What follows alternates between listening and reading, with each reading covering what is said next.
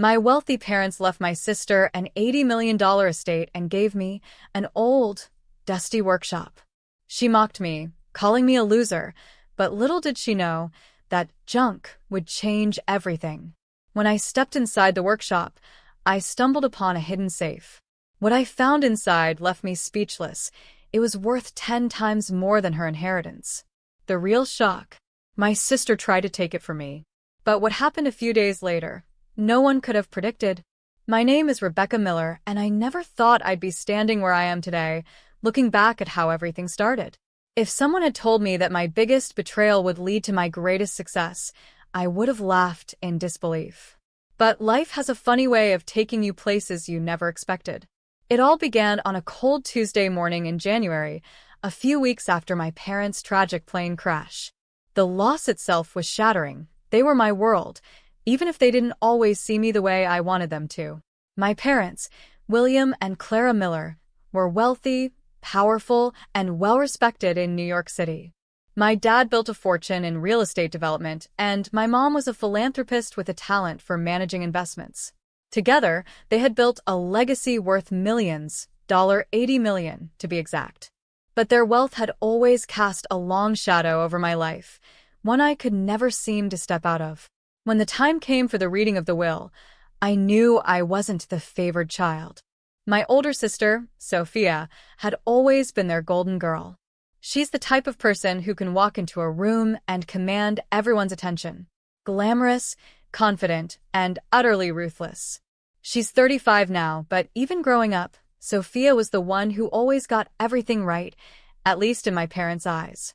I, on the other hand, was the quiet one, the dreamer. I had always been interested in computers and technology, and while I had a decent career in software development, it was nothing compared to Sophia's flashy lifestyle.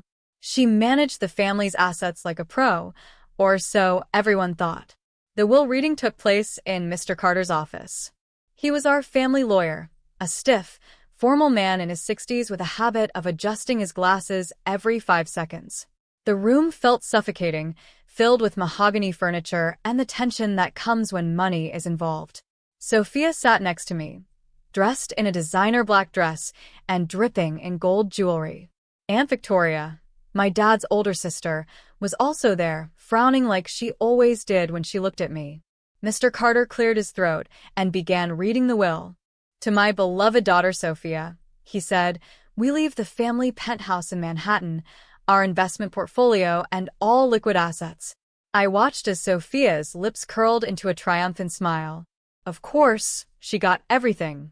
I sat there, trying to prepare myself for whatever scraps might be left for me.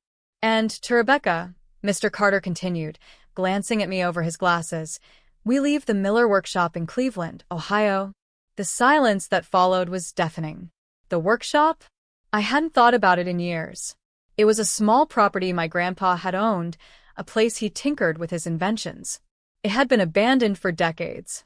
My dad always dismissed it as a useless, dusty relic of Grandpa's eccentricity. And now, that was my inheritance? A forgotten building in Cleveland? Sophia burst out laughing. "The workshop? Oh, that's perfect," she said, her voice dripping with sarcasm. "Little Becky always liked playing with computers in Grandpa's workshop. Now she gets to live her childhood dream, surrounded by junk." Aunt Victoria chimed in. "There must be a mistake, Mr. Carter. William and Clara would never leave Rebecca with just that." But Mr. Carter shook his head. "The will is quite clear. The workshop, including all contents and property, belongs solely to Rebecca." I couldn't move. I couldn't even speak. My mind was racing, trying to make sense of what had just happened. I'd lost my parents, and now I was being handed a property everyone saw as worthless. Meanwhile, Sophia was practically swimming in wealth. "Don't worry, Becky," Sophia said as she stood to leave. "If you ever need help paying the bills, I'm sure we can arrange something." Her words stung like a slap, and her smirk stayed with me long after she walked out of the room. That night, I sat in my tiny Brooklyn apartment, staring at the manila envelope Mr. Carter had handed me. Inside was the deed to the workshop and a single key. I thought about tossing it all in the trash, but something stopped me. Memories of my grandfather filled my mind, his kind eyes, his patient voice as he explained his inventions to me, and the way he always said, "Rebecca, you see what others miss. That's your gift." The next morning, I booked a one-way ticket to Cleveland. When I arrived, the workshop was even worse than I'd imagined. The building was old, with peeling paint and broken windows. Dust coated every surface, and the air smelled like rust and oil. I felt a pang of despair as I stood there, wondering why my parents would leave me this place. But as I walked through the workshop, I couldn't help but feel a strange connection. This was where Grandpa had spent his last years, working tirelessly on projects no one else understood. I noticed a wall at the back of the workshop that didn't seem right. The measurements didn't line up with the rest of the building. I remembered something Grandpa used to say when I was little. "Always look closer, Rebecca. There's more to see than what's on the surface." My heart started racing as I ran my fingers along the wall, searching for something, anything. And then I found it. A panel that moved when I pressed it. Click. The wall swung open. Behind it was a hidden room, filled with blueprints, prototypes, and a locked safe. My breath caught in my throat. What was all this? Why had Grandpa hidden it? And more importantly, why had he left it for me? I had no idea what I was about to uncover, but one thing was certain. This workshop wasn't as worthless as everyone thought. I couldn't sleep that night. My mind was buzzing with questions and possibilities. What had Grandpa been working on? Why did he hide it? And why had he left it to me, of all people? As I stood in that hidden room, surrounded by his blueprints and prototypes, I realized that this wasn't just a forgotten space. It was a treasure chest, waiting to be opened. The first thing I noticed was the safe in the corner. It was an old-fashioned combination lock, the kind you'd expect to see in a movie. My fingers hesitated over the dial as I thought back to Grandpa. He'd always had a soft spot for me, even when no one else seemed to care. Then it hit me, my birthday. Grandpa never forgot it, even in his later years. I turned the dial, entering the numbers carefully. Click. The door swung open. Inside the safe was a leather-bound notebook and a small hard drive. I sat down on the dusty floor, holding the notebook like it was the most precious thing in the world. On the first page, written in Grandpa's unmistakable handwriting, were the words, "To Rebecca, the only one who ever truly listened." I felt a lump in my throat as I turned the pages. The notebook was filled with sketches, equations, and notes about an invention I could barely begin to understand. It was some sort of artificial intelligence system, far beyond anything I'd seen before. Grandpa had developed a way to integrate machine learning with environmental sustainability. He called it Project Aurora. His notes detailed how this AI could revolutionize robotics, making them smarter, faster, and more eco-friendly. It wasn't just groundbreaking, it was years ahead of its time. The hard drive contained even more. Blueprints for prototypes, simulation data, and patent drafts that Grandpa had written but never filed. As I stared at the screen of my laptop, scrolling through his meticulous work, a sense of awe washed over me. This wasn't the work of a man who had lost his mind, as my father used to say. This was the work of a genius. But as the excitement grew, so did the fear. If Sophia or Aunt Victoria found out about this, they'd stop at nothing to take it from me. I knew how they operated. Sophia would hire the best lawyers, spin some story about how Grandpa's inventions should belong to the family estate. Aunt Victoria would back her up, using every ounce of her cunning to undermine me. I couldn't let that happen. Grandpa trusted me with this for a reason, and I wasn't going to let them destroy his legacy. I spent the next few weeks cleaning up the workshop, transforming it from a forgotten relic into a functional space. It wasn't easy. The roof leaked, the wiring was ancient, and the entire place looked like it hadn't been touched in decades. But with every nail I hammered and every shelf I dusted, I felt closer to Grandpa. This was his space, and now it was mine. Once the workshop was ready, I started assembling a team. I knew I couldn't do this alone. The first person I called was Dr. Allen, a robotics engineer I'd met at a tech conference years ago. Back then, we'd bonded over our shared frustration with corporate greed and the lack of innovation in the industry. If anyone could help me bring Project Aurora to life, it was him. Rebecca? Is that you? He said when he answered the phone. Yeah, it's me, I replied, trying to keep my voice steady. I need your help, Alan. It's big.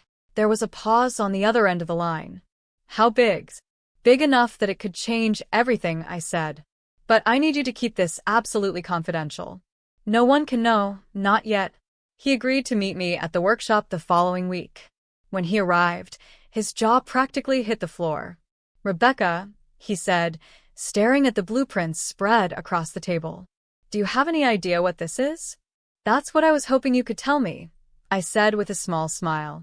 Dr. Allen spent hours going through Grandpa's notes, muttering to himself and occasionally letting out an excited laugh. This isn't just a breakthrough, he finally said, looking at me with wide eyes. This is revolutionary. Your grandfather was light years ahead of his time. If we can get this working, well, let's just say the robotics industry will never be the same. Hearing those words lit a fire inside me. For so long, I'd felt like the family failure, the one who never quite measured up. But now, I had something they couldn't take away from me, something they couldn't dismiss. The next step was funding. I used my savings from years of working in software development to cover the basics, but I knew I'd need more if we were going to build the prototypes and file the patents. That's when I reached out to a few trusted friends in the tech industry. They believed in me when no one else did, and with their support, I was able to secure enough funding to get started. But I didn't stop there. I knew I had to protect Project Aurora from prying eyes. I set up a series of shell companies to keep my name off the radar. If anyone, including Sophia, tried to dig into what I was doing, all they'd find were dead ends. As the weeks turned into months, the workshop came alive. Dr. Allen brought in a small team of engineers, each of them carefully vetted for their discretion and expertise. The blueprints on Grandpa's hard drive became real, tangible prototypes. Every time I saw a robot arm move or a line of code come to life, I felt like I was honoring Grandpa's memory. But the closer we got to success, the more I felt the weight of what was at stake. Sophia's birthday was coming up, and I knew the whole family would be there. Part of me wanted to stay away, to keep my head down and focus on the work. But another part of me, the part that still remembered every cruel comment, every dismissive laugh, wanted to see her face when she realized what I was building. Little did I know, that birthday party would set everything into motion. I didn't want to go to Sophia's birthday party. The idea of sitting through another evening of her flaunting her wealth and achievements, while everyone else pretended she was the pinnacle of perfection, made my stomach turn. But something inside me told me I had to go. Maybe it was a small, petty part of me that wanted to see her face when she realized I wasn't the failure she thought I was. Or maybe it was just curiosity. Either way, I found myself standing in front of the grand ballroom of a luxury hotel in Manhattan, dressed in a simple navy dress I'd borrowed from a friend. The party was as over-the-top as I expected. Chandeliers glittered from the ceiling, a string quartet played softly in the corner, and waiters in crisp white shirts carried trays of champagne. Sophia was at the center of it all, wearing a custom gown that probably cost more than my annual rent. Her husband, Mark, a venture capitalist, was glued to her side, laughing at whatever she said like it was the funniest thing he'd ever heard. When Sophia spotted me, her eyes lit up with mock surprise. "Rebecca," she exclaimed, crossing the room to greet me. "I didn't think you'd come. What was it again?" "Oh, right, the workshop. Still digging through Grandpa's junk." I forced a smile. "It's actually been quite educational," I replied, keeping my tone light. "You'd be surprised at what I've found." Sophia raised an eyebrow, clearly unimpressed. "Well, if you need help selling it off, Mark knows a guy who specializes in old properties. Just let us know." I bit my tongue, resisting the urge to snap back. Let her think what she wants, I told myself. She'd find out soon enough. As the night went on, I kept my distance, sipping champagne and watching the room. It was the same crowd as always, wealthy, arrogant, and utterly oblivious to anyone outside their bubble. Aunt Victoria eventually cornered me, her sharp eyes scanning me like I was some sort of anomaly. "Rebecca," she said, her voice dripping with condescension. What are you working on these days? I heard you're still tinkering with Grandpa's little workshop. Shouldn't you be focusing on something more practical? I met her gaze evenly. Actually, I'm working on something that could be quite impactful, I said. But I can't share the details yet. It's confidential. Aunt Victoria smirked. Confidential? That's an interesting word for it. I didn't bother responding. She wasn't worth the energy. It wasn't until later in the evening that I decided to drop a small hint. Sophia was holding court near the dessert table, surrounded by her usual entourage. I walked over, casually joining the conversation. Sophia, I said, cutting into whatever story she was telling, how's the tech sector of your portfolio doing these days? I heard there's been some buzz about shortages in advanced robotics components. Must be tough for investors. Her smile faltered for a split second, just long enough for me to notice. Oh, it's fine, she said dismissively. I haven't really been keeping track. Why do you ask? I shrugged, hiding my grin behind a sip of champagne. No reason. Just curious. You might want to look into it, though. Things are changing quickly. I didn't stay much longer after that. The party was exhausting, and I had more important things to focus on. But as I left the hotel, I couldn't help but feel a spark of satisfaction. Sophia might not have understood what I was doing, but she could tell there was more to it than I was letting on. That was enough for now. The next morning, while Sophia and Mark were probably jetting off to some tropical island for a post-party vacation, we broke ground on our first official project. Dr. Allen and his team had been working tirelessly to finalize the prototype, and we were ready to move forward. The plan was simple: test the technology, secure partnerships, and file the patents before anyone could catch wind of what we were doing. It wasn't long before the first headlines appeared. Revolutionary AI technology disrupts robotics industry. The article detailed our advancements, calling it a game-changer for manufacturing, automation, and environmental sustainability. I felt a surge of pride as I read it, knowing that we had finally brought Grandpa's vision to life. But the celebration was short-lived. Within days, my phone started ringing off the hook. Aunt Victoria, Sophia, and even Mark were calling, leaving message after message. They'd seen the article, and now they wanted answers.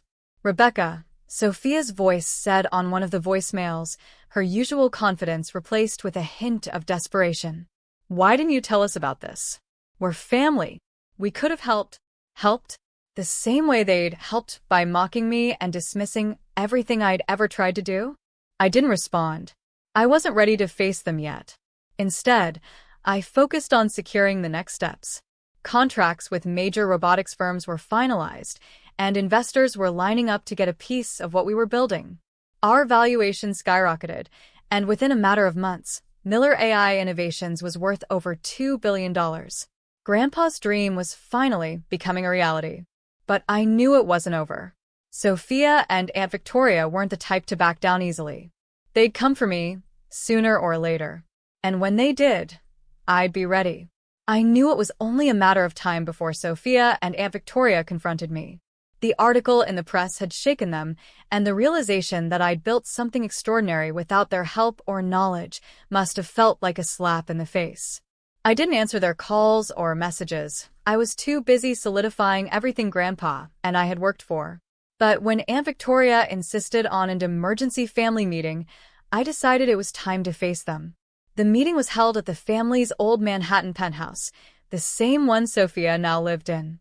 Walking through those doors felt surreal. The place was as opulent as ever, with its marble floors and crystal chandeliers, but it no longer felt like home. It was a monument to everything I'd left behind. Sophia was waiting in the living room, dressed impeccably as always, but there was tension in her posture. Aunt Victoria sat next to her, a legal pad in hand, her face a mask of sharp determination. Mark was there too, leaning against the fireplace, arms crossed. It was like walking into a courtroom, and I was the one on trial. Rebecca, Sophia began, forcing a smile. Thank you for coming. We've been trying to reach you. I noticed, I said evenly, sitting down on one of the plush armchairs. What's this about? Sophia's smile wavered. It's about the technology you've been working on. The company. I interrupted, raising an eyebrow. Yes, Aunt Victoria cut in, her tone clipped. We feel that Grandpa's inventions and anything developed from them should rightfully belong to the family estate. He created those ideas while he was still a part of this family, and they're a shared legacy. I stared at her, trying to suppress my anger. You mean the same legacy that you and Sophia dismissed as junk? The same workshop you mocked me for inheriting?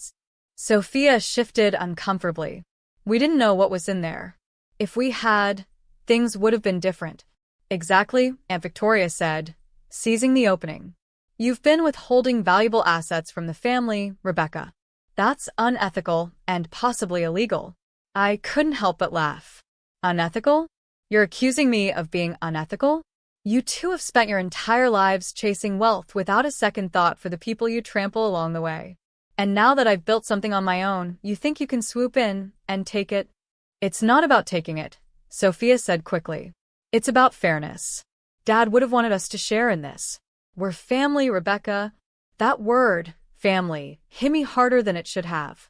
I'd spent years trying to prove my worth to them, trying to belong in a family that had always treated me like an outsider. But not anymore. I pulled Grandpa's notebook out of my bag and placed it on the coffee table. Do you know what this is? I asked, my voice calm but firm. Sophia and Aunt Victoria leaned forward, their eyes fixed on the notebook. It's Grandpa's journal, I continued. Every idea, every blueprint, every prototype, it's all here. He left it for me. Not you. Not the estate. Me. Because he believed in me when no one else did. I flipped to a marked page and read aloud. To Rebecca, you're the only one who ever truly listened. You saw value where others saw waste, and that's why I'm leaving this to you. I know you'll make something of it. I looked up, meeting their stunned faces. This was his choice, not mine. Sophia's composure cracked, and she leaned forward, her voice desperate. Rebecca, we can still work something out. We can be partners. We can… No, I said sharply, cutting her off. We can't. I gave you a chance to believe in me, and you chose to mock me instead. You're only here now because you see dollar signs, not because you care about Grandpa's legacy or me. Aunt Victoria tried to interject, but I held up a hand. And don't think I haven't prepared for this, I added, my voice steely. Grandpa's will explicitly states that everything in the workshop belongs to me, including the intellectual property. I've already filed the patents, and I've made sure they're ironclad. Legally, there's nothing you can do. The room fell silent. Sophia looked like she wanted to argue, but she knew I was right. Mark avoided my gaze, clearly uncomfortable with the tension. I stood up, picking up the notebook. You always told me I was the disappointment of the family, I said, looking directly at Sophia. But the truth is, I'm the one who saw value where you saw nothing. And now, I'm the one who's built something real. Something that matters. As I walked to the door, Aunt Victoria called after me. Your parents would be ashamed of how selfish you're being. I paused, turning back to face them. No, I said quietly. They'd be ashamed they never saw what Grandpa saw in me. And that's their loss, just like this is yours. Today, Miller AI Innovations is worth over $4 billion. We've partnered with some of the biggest names in technology, and our advancements in robotics are shaping the future. The workshop in Cleveland has been transformed into a state-of-the-art facility, but I kept Grandpa's hidden room exactly as it was, a reminder of where it all began. As for Sophia and Aunt Victoria, they've tried to reconcile a few times, usually when they need something. I don't hold any grudges, but I also don't let them back into my life.